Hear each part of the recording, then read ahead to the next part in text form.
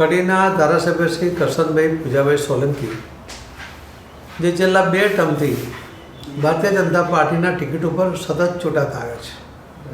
અત્યંત સાદગીભર્યું જીવન, કોઈપણ પ્રકારનો દેખાડો નહીં, કોઈપણ પ્રકારનો સત્તાનો મદ નહીં અને જન સુધી પહોંચવા માટે, એમના લાભ માટે માનનીય પ્રધાનમંત્રી શ્રી નરેન્દ્ર મોદી સાહેબની અનેક યોજનાઓ એ સફળતાપૂર્વક લાભાર્થીઓ સુધી પહોંચાડવા માટે એ મોખરે રહેતા હતા. અત્યંત સાદગીભર્યું જીવન તો એવું હતું કે એમની પાસે કોઈ ગાડી નહોતી.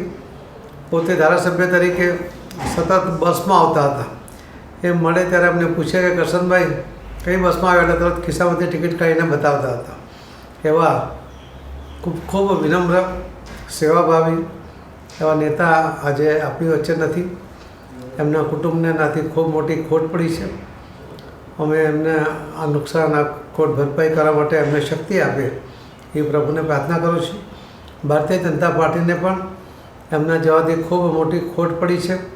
આ ખોટ ક્યારે ન પૂરી થાય એ પ્રકારની આ ખોટ છે.